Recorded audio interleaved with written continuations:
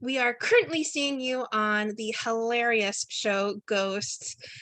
What was it that made you want to be a part of this? Was it just audition for you? Did it happen to come across your desk because they're like, he's got the body style of a Viking, the beard, let's do this? I think it's just fate, really. I mean, a lot of stars aligned for me to get in that room.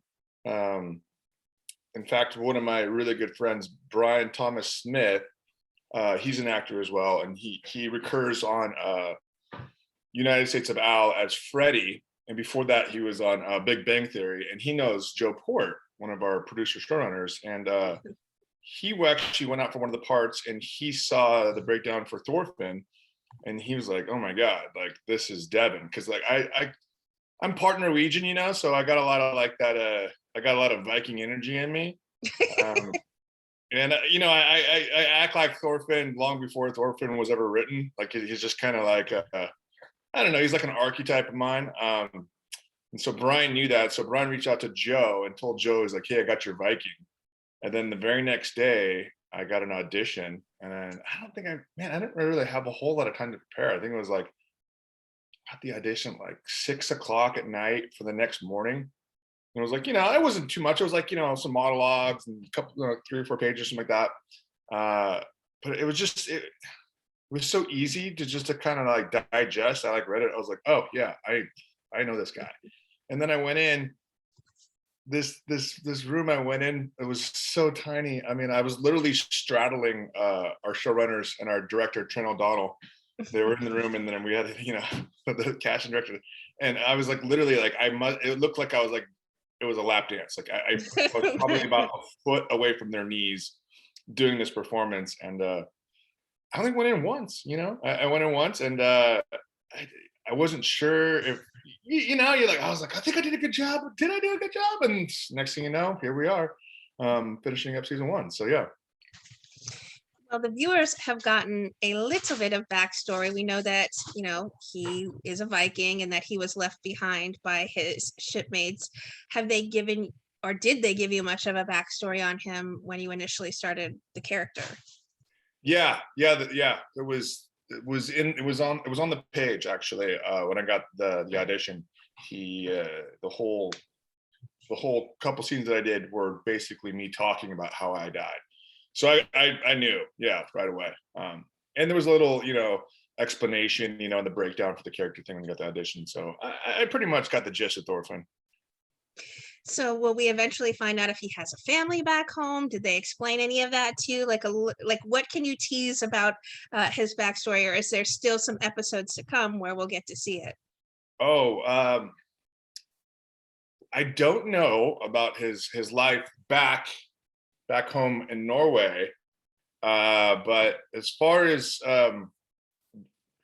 will we understand more about Thorfinn and what he was doing for the 500 years before he met Sasapis, I think we might discover some more there. We do know they shared a tent for a little bit. Yeah, but you got to know that there was a lot of time where Thorfinn was alone. I mean, so we don't know. Those are the dark ages, So there's a lot of stuff that we got to unpack about those years. So season 2. Yeah, well, maybe season 1. I don't know. Okay. Maybe stay tuned. I love the connection Thor, though, has with Hedi as well. They have such a history because he kind of helped to raise her. What did they tell you then about their connection, and talk about working with Rebecca for that episode? Oh, I love, the cast. We're all so tight. We're all best friends, and we shoot up here in Montreal. So essentially it's like we're at a camp. It's like because if we were back home in LA, everyone had their lives outside, but up here we don't have any outside life. So we just all hang out together off, set, on set. And so just being around Rebecca, like it was just, and then when they wrote the scene for us, it was like, oh, this is gonna be magical. But the way it works, we don't know like what's going on. We're in the dark just as much as everyone else. It isn't like the writers are coming and like, everyone like, hey, what do you think about this? It's like, no, these writers do a great job of what they do, and they get together and they build these stories, and then you get your episode like today. We just got our episode maybe an hour before our table read. So I just just discovered what the season finale is about 2 hours ago. Uh, so we never really know what happens, but when they give it to you, it's just like you read it and then you do the read through like literally cold, and then you kind of just kind of vibe it out. But working with Rebecca is she's so she's so talented. She's so much fun.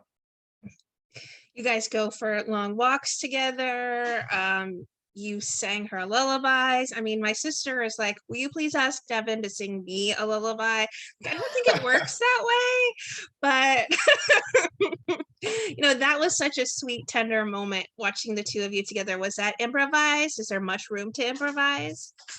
We do improvise a lot, but we also, because we do multiple takes, so we always do what's on the page and make sure we get that. And then a lot of things just kind of unfold naturally, especially with comedies. Things just kind of, when you're reading it, it's one thing, but then when you get in the room and you're shooting, you see things, and things just kind of bubble up and pour out your mouth. And so it's kind of like 50-50.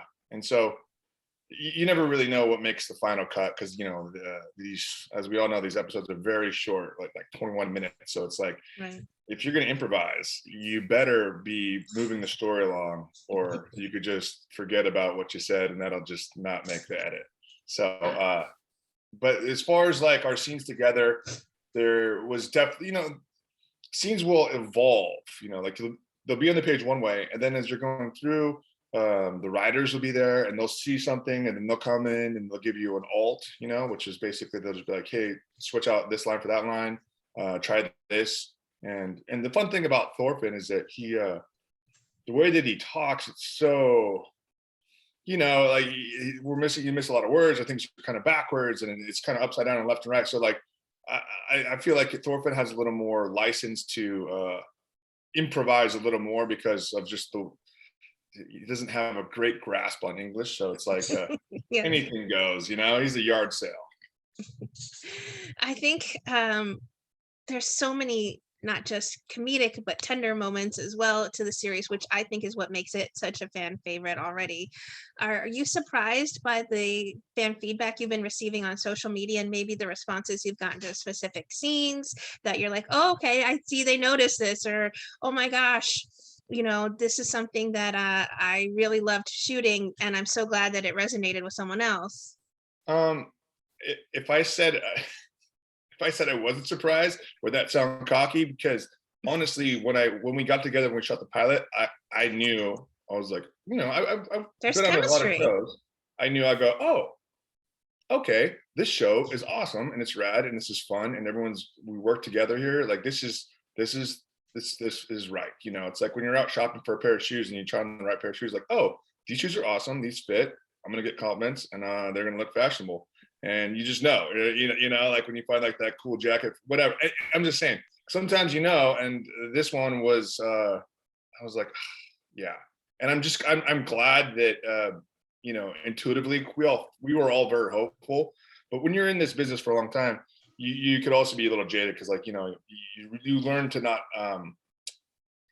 keep your expectations too high, because it's like, there has been countless other times when I was like, oh, this is amazing, and nothing happened, and so it's Exactly. like you always lead into a show like with you want to like believe in it so hard, but you don't want to get your expectations high.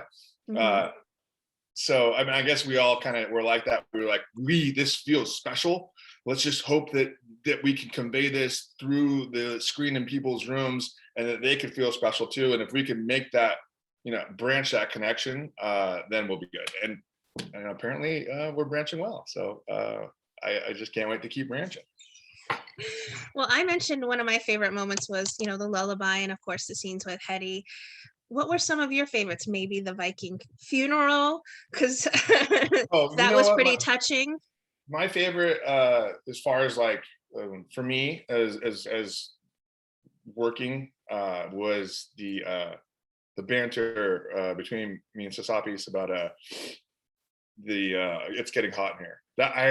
We both had so much fun watching this fake show, and just the idea, the whole concept of that little storyline there. Because I have a son, and the same thing verbatim happened to me before I came up here to film. We had started watching a show together, and we watched 3 episodes in a row together. And it's like an unwritten rule. Like if you watch like 2 episodes together, that's kind of your show, especially if it's a brand new show. And we'd done 3 together, maybe even 3.5, and then I called it a night. And then I didn't feel like I had to tell him that this is our new show. And then I come back, and then I had to do something the next day, and then I came back, and he had watched like 4 more episodes, and I was like, "What are you doing, dude? Like this is our show." He was like, "Well, I wanted to watch it." I was like, "You can't just not like it was the same This thing." is our show. Yeah, and I got angry, and I threw a fit, I threw a tantrum, and I actually made him write like an apology letter, and like it turned into a whole thing because I was like, "You don't understand. There Like, you is need a to understand." point. I am making Yeah. a I was like, "This is weird. There's a trust thing. I feel that you betrayed me, and I need a written apology in order for me to forgive you on this one."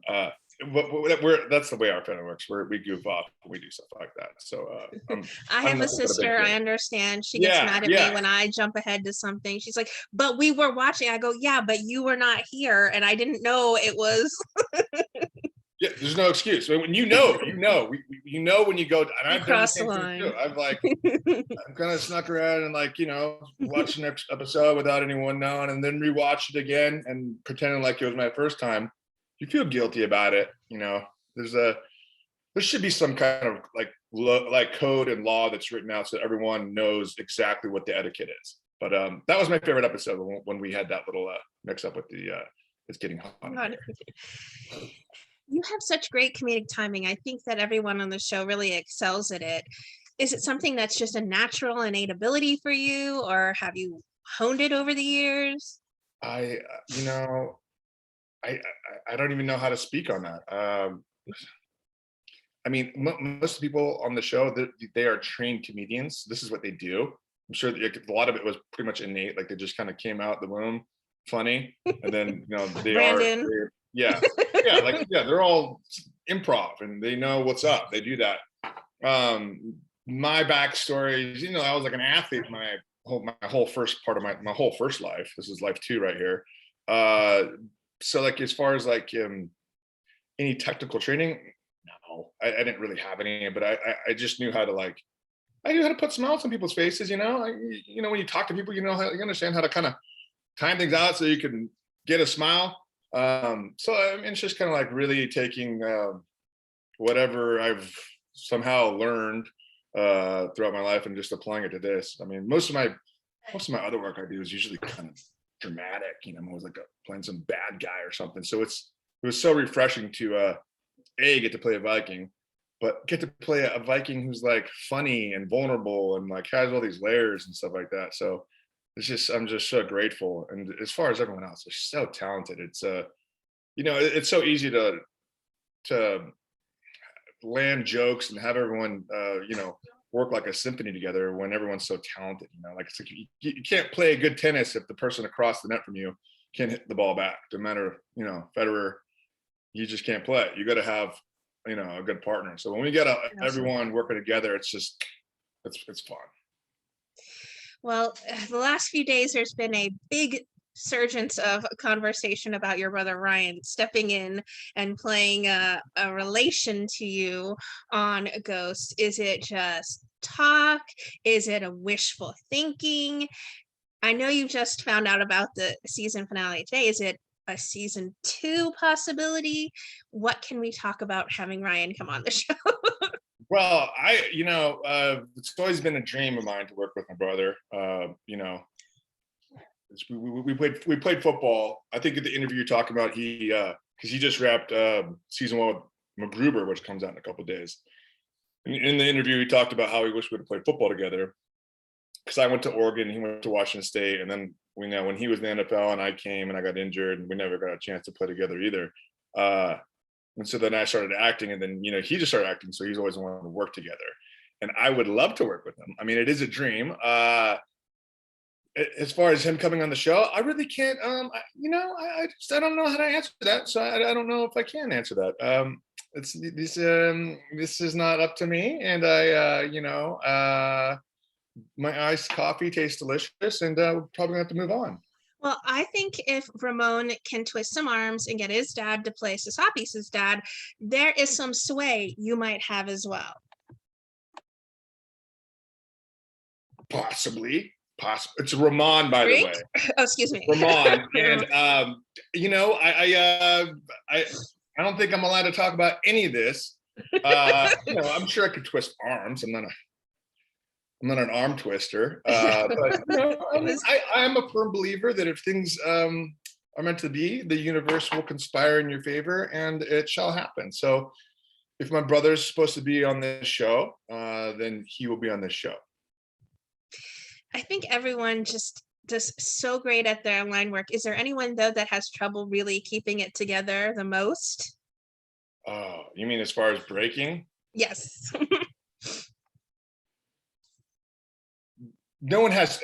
I don't, the way that you worded it, like having trouble. It Yes, sounds like is there someone who enjoys comedy and can't contain their exuberance for it?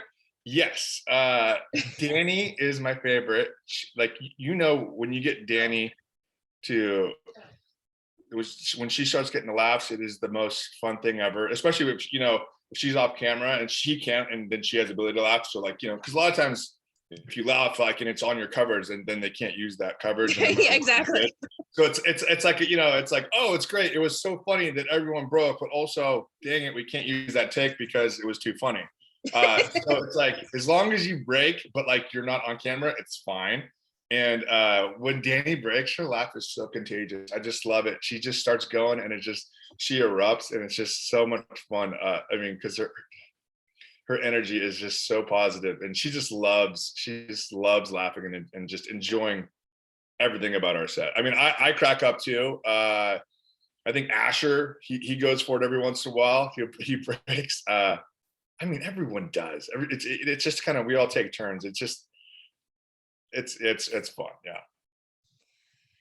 I'm sure picking a favorite co-star or scene partner is kind of Sophie's choice to you, but have you not worked with someone that much yet that you'd love to share more scenes with? Let's see here. Who have I? Let's see. I'm trying to think of who. You've worked a lot with, Danny, and I don't think you've had that much with, you've worked a lot with Rebecca. You've not had that many one-on-ones with Danielle or Brandon. It's really just, Yeah, maybe Danny and Brandon would be fun. I have had some scenes with a little three-person scenes with Danny. You know what? Just give me a scene with Danny and Brandon, and I think we'll have a good time there. I think a lot of people, especially when the press coverage that I've been a part of, they want to know about the costume. A lot of people ask you, I'm sure, about the costume that you wear. Is it something that they've fitted to you specifically? Did you have any input? That's my costume, actually. I wore that to Burning Man in 2004, and I haven't taken it off, for the last few years. This is just, I was just gonna say, this is you actually, being professional. I love that costume. It's my favorite. It's all leather and fur, and it feels good. And my moccasins are molded in my gigantic hobbit feet, and it's my favorite. It's so comfy. Actually, I have a backup costume that they actually let me take and wear when I'm off set, and I like to go shopping at the grocery store and that, and I go to garage sales sometimes. It helps out when I'm bartering for prices at a garage sale. I usually get what I want when I'm wearing the costume. Yeah, I love. I think it's the hair, the little braid thing at the front, or the twist in the front that really makes the look complete. Yeah, I feel like the scar really kind of. Oh, that helps too. Yes, I'm sure. That's when you're like, in character. You would discuss.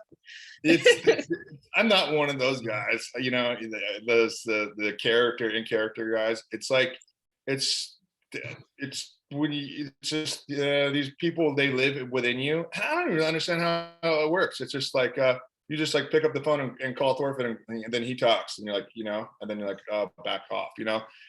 I never understand the whole method acting in character and out of character thing. I don't know, you know. Well, I know what I really love about Ghosts, not just the comedy, the heart, and I see the chemistry that all of you share.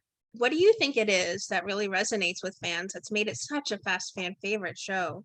Um, well, you know, I think that it's just the writing. I think that it's heartfelt, but it's also funny. And then, you know, this isn't the kind of show that has a laugh track, you know, so you can laugh whenever you want, and you cannot laugh whenever you want. You know, we're not going to hold your hand through it.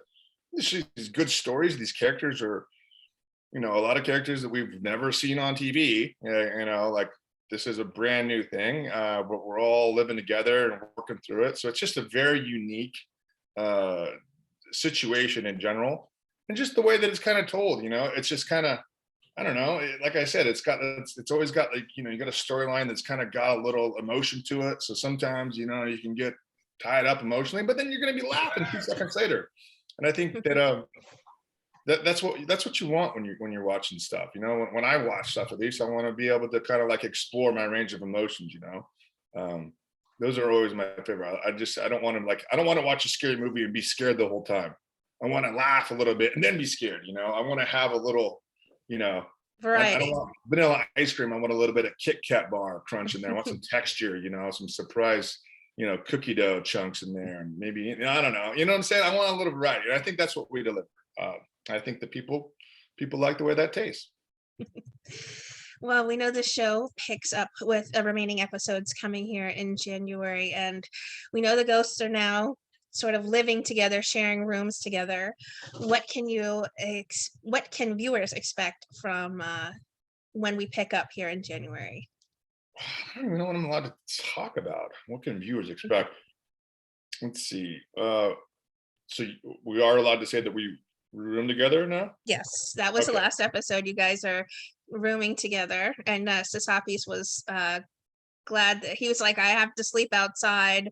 That's when we learned about the 10 weeks. Like, I slept outside in the rain, in the weather, and it was still better than Well, dealing you with know Thor's about that. So, nightmares. okay, I guess if they would show, we did that for everyone, then that's okay for everyone to talk about. So Yes. then yes, okay. So Thor's gonna do some therapy. He's gonna That's have right. to. He's got a lot of stuff that he's gonna unpack. A lot of skeletons in his closet. But a lot of the other character storylines come around.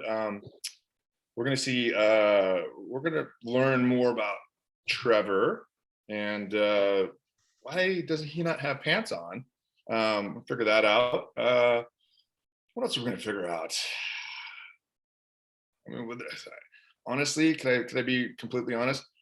This whole season and episodes, everything's like one, it all blends together. We block Mm. shoot, and I don't know if anyone knows what that means, but like on any given week, we could be shooting multiple episodes in a day, you know, multiple scenes from different episodes. So you don't even know what's going on. Like a lot of times, like, you know, you'll shoot one episode a week, and it's like that whole week is only that episode. But now Right. we've, like, you know, begun shooting multiple episodes during a week, and you don't even know what, it's upside down, left and right. So my brain is just a jello pudding when it comes to all the details of everything. But I do know that it is going to be great. I know that when we've done all the table reads, we laugh a lot, and there are a lot of fun things coming up. But I can't talk about them.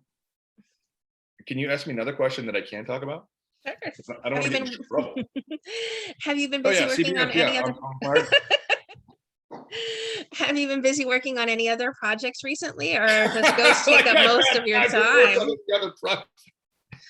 Yeah, my other project, just trying to get enough sleep while I'm out here. That's Raising a child, yeah, things like that. raising a child from the other side of the country. In fact, not even in the country. Yeah, no, my other projects. Just no, I've been on this. There will be. I shot a movie right before I came up here, which will be coming out in February. That's called Ambulance, and that'll be an interesting movie. That one's Little got Jake Gyllenhaal in it, right? And they just released the poster or something for it. yeah, Jake and Michael Bay, Bayham, going to be blowing a lot of stuff up, and Of course. there's going to be some there's going to be a lot of action in that. So that comes out, I think, in February sometime. But you know what? I don't have anything else that I'm working on right now. I mean, literally, I've just been up here, and then on my days off, I just try to unwind and then get back into Thorfinn. Yeah. Well, what would you like to say then to everyone who are fans and supporters of the wonderful work that you do while filming Ghosts? Oh my God. I mean, thank you for supporting us. We're so grateful that by you just tuning in allows us to keep doing what we're doing. So it's just kind of like this. We're a team. Hey, out there, everyone that loves the Ghosts, we love you back, and that's very sincere because this cast of people, the actors, the people that play these characters are really good people. Typically, when you get on a show, there's always there's always that one bad apple. You're like, that guy's an asshole. And if you can't find that person, then that usually means that you're the asshole. So there's been many times when I'm like wandering around, I'm like, everyone's so nice. Does this mean am I the asshole? No. But no, I'm not, because I actually interrogated everyone individually and asked them if they thought I was an asshole, and everyone's like, "No, we love you, Devin." I was like, "Thank you." You're like, and I know that's your honest opinion. I did not pressure them into saying that, so there was no pressure into making them say that I was a really nice guy. But no, all the actors, the cast, we're eternally grateful for everyone that tunes in and watches us, and we couldn't be more thankful and grateful. And we're going to keep making more episodes and pumping out some good storylines and putting smiles on the face and laughters in the belly.